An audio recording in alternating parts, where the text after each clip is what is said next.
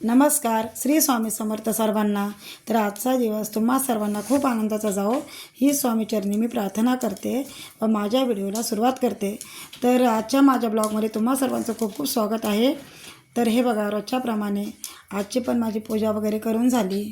हे बघा, सकाळची पूजा वगैरे केलं की खूप छान वाटतं व त्यानंतर माझं पारायणही करून झालं. हे बघा, रोज जसं मी पारायण करते पारायणही झालं आणि त्यानंतर मग मी स्वयंपाकाला लागले. तर स्वयंपाकामध्ये आज मी भाजी करणार होते, जे आपले वालाच्या शेंगा असतात ना त्याच्या बियाची भाजी करणार होते. कारण आता काही काही वेळेस काय होतं ना, आपल्या शेंगा वगैरे खूप निब्बर असतात. आता काही जण काय करतात, ते करतच नाही की चला बाबा निब्बर आहे, पण मी रेसिपी तुमच्याशी शेअर करते की कारण त्याची पण खूप भाजी छान होते.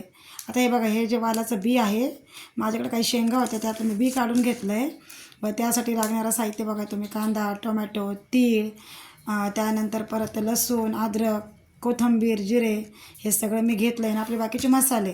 आता हे जे वालाच्या बी आहे ना, ते थोडंसं गरम पाण्यात वाफवून घ्यायचं. ते वाफायला ठेवलं आणि आता कढईमध्ये मी कांदा थोडासा लाल करते. त्याच्यामध्ये हळद आणि मीठ टाकायचं आणि ते बी चांगलं वाफवून घ्यायचं, म्हणजे थोडंसं ते नरम पडतं आणि नंतर शिजायला काही जास्त जड जात नाही. आता हे बघा, आपला कांदा लाल होतो इकडं. आता हे आता याच्यामध्ये पण काय होऊन जातं ना, आता जसं आपण वालाच्या बियाची भाजी करतो आहे त्याचप्रमाणे आपण चवळी असू द्या की गवार असू द्या, अशा प्रकारे आपण करू शकतो. आता हे बघा, ग्रेव्हीसाठी आता जे टोमॅटो टाकलं आहे मी, हे बघा टोमॅटो लाल होतं आहे. आता गवार किंवा आपली जी चवळीची भाजी आहे त्याला तुम्ही ही ग्रेव्ही नाही पण टाकली तर चालते, आणि ज्याला आवडते ते नक्कीच टाकायची. पण त्या पण वापरून घेतलं की खूप छान भाज्या होतात. म्हणजे आपण बाबा न टाकता या भाज्या होतात हे मला तुम्हाला सांगायचं आहे.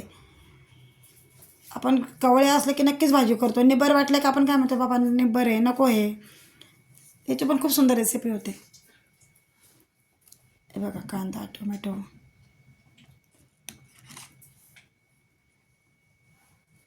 लाल हो द्यायचं. थोडंसं लाल झालं का मग त्याची ग्रेव्ही छान होते. परत आता यामध्येच मी काय करणार आहे, परत आपलं हे बघा टोमॅटो झालं आहे त्यामध्ये मी आता लसूण टाकणार आहे. बघा, लसूण, थोडंसं अद्रक, हे बघा अद्रक, लसूण आणि एक चिमूटभर जिरे घालायचे याच्यामध्ये. हे बघा, मी जिरे घालते आता. आणि परत काय करायचं, याला हलवायचं. हे बघा,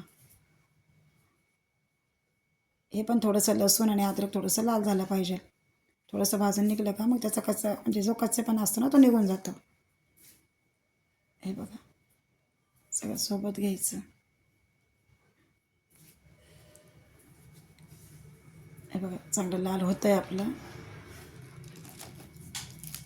मग हे करतानाच काय करायचं आहे ना, याच्यामध्ये मी आता थोडेसे तीळ टाकणार आहे. हे बघा, झालं ते लाल होतं आहे आपलं. याच्यामध्ये तीळ, आता ते यामध्ये टाकले ना जास्त उडत नाही. नाही तर काय होतं, आपण जर सिंगल असं भाजायला गेलो ना ते जास्त असं बाहेर खूप उडतं. त्यामुळे याच्यामध्ये टाकलं ना भाजूनही निघतं. हे बघा, याच्यामध्ये भाजून घ्यायचे अशा प्रकारे. मग हे थोडेसे भाजत आले का परत हे सगळं काही ग्रेव्ही एकत्र आपलं करून घ्यायची. टोमॅटो, अद्रक, लसूण. हे बघा, झालेत आपले. आता लाल जरा होत आहे आपले. हे बघा, आला कलर बदलला आहे तिळाचा. हे बघा, चांगले हलवले. आणि मग त्यानंतर काय करायचं, ते काढून घेतलं का त्याच्यामध्ये मिरची आणि कोथिंबीर परत थोडीशी भाजून घ्यायची. मिरची यासाठी भाजायची की त्याचं पण थोडीशी कच्चेपणा निघून जातो. जरा काही काही भाज्यांना आपण टाकतो तशी, पण याला आहे ना मग असं कच्चेपणा लागतो आणि जास्त तिखट लागते, ते अशी कडवट कच्ची लागते. हे बघा, ते तेल टाकून थोडीशी भाजून घ्यायची आहे. बघा, भाजते मी चांगलं. याचाही थोडासा कलर बदलला का लगेच काढून घ्यायची. हे बघा, आणि हे जे मी भाजते ना सगळं कमी गॅसवर भाजते मी. गॅस कमीच ठेवायचं, जास्त वाढवायचं नाही आपल्याला, म्हणजे जळत नाही काही नाही आणि एकदम चांगलं भाजलं जातं. हे बघा, झालं. तर हे सगळं झालं का हे पण काढून घ्यायचं आपल्याला सगळं. हे बघा, काढून घेतल्यावरती थोडंसं मीठ टाकलं आहे. आता हे मिक्सरला आपल्याला ग्रेव्ही तयार करून घ्यायची.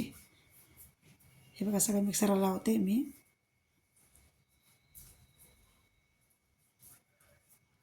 आता याची ग्रेव्ही तयार करायची. हे बघा झाली आपली ग्रेव्ही तयार. आणि आता हे जे उकडायला टाकलं होतं ना मी थोडंसं नरम पडलं आहे. आता भाजीची तयारी करू. कढईमध्ये बघा मी आता तेल टाकलं आहे. तेल तापलं की हा मसाला मी याच्यामध्ये जिरे मोहरी किंवा हे टाकणार नाही, लसूण टाकणार नाही आहे. कारण जिरे आणि लसूण आपण असाही घेतला होता ग्रेव्हीमध्ये. आणि मोहरी मग मी ह्या अशा रेसिपीला मोहरी टाकत नाही. हे बघा आता तेल सुटेपर्यंत हा मसाला चांगला आपल्याला शिजू द्यायचा आहे. तर बघा तेलामध्ये किती छान शिजला आहे, कलरही बदलला. मग त्यामध्ये आपलं लाल मिरची पावडर, धने पावडर, घरचं काळं तिखट, थोडीशी हळद, मिरची असते आपली त्याच्यामध्ये, त्यामुळं जसं तिखट लागतं ना तसेच मसाले घ्यायचे आणि थोडीशी मिरेपूड टाकायची. हे बघा आता सगळे मसाले चांगले हलवून घ्यायचे. हे बघा कसा कलर आला आहे त्यामध्ये. तर शिजत गेलं की मस्त तेलही सुटतं आणि तो म्हणजे पूर्ण मसाला पूर्ण जी ग्रेव्ही आहे ना चांगली शिजून निघते आपली. हे बघा किती छान शिजली तेलामध्ये ग्रेव्ही आपली. आणि आता त्यामध्ये जे आपण वाफवलेले बिया आहेत ना वालाच्या त्या टाकून द्यायच्या. पाण्यासहित टाकायच्या कारण 2 पाण्याने मी हे धुतलेल्या होत्या. हे बघा आणि त्या पाण्यासोबत थोडं शिजू द्यायच्या. जर थोडंसं पातळ भाजी लागत असेल ना त्यानुसार तुम्ही गरम पाणी करून टाकू शकता. पण मला जास्त लागत नव्हती पातळ, त्यामध्ये मग मी एवढंच ठेवली. हे बघा आता वरतूनही थोडंसं मीठ टाकलं आहे. पहिले वाटणालाही थोडंसं घेतलं होतं. हे बघा आणि यामध्ये ना थोडंसं अर्ध लिंबू आहे ना, अर्ध लिंबाचा रस घालायचा. हे बघा मी अर्ध लिंबाचा रस टाकते त्यामध्ये. परत एकदा हलवून घ्यायचं.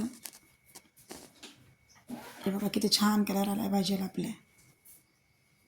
हे बघा सगळीकडनं हलवून घेतली का कमी गॅसवरच ठेवायची, खाली पण लागत नाही काही नाही. आणि याच्यानंतर थोडंसं ना मी पिठी साखर टाकणार आहे. जाडही टाकू शकता आपण, पण होती माझ्याकडे पिठी साखर, थोडीशी साखर घालायची. परत एकदा हलवून घ्यायचं. हे बघा भाजीचा कलर बघा तुम्ही. आणि पूर्ण जे आता बी होतं असं पूर्ण नरम झालेलं आहे. हे बघा आता आजची रेसिपी माझी भेंडीची भाजी, मुगाच्या डाळीचं वरण आणि आपली वालाच्या शेंगाची बियाची भाजी. बघा किती छान दिसते.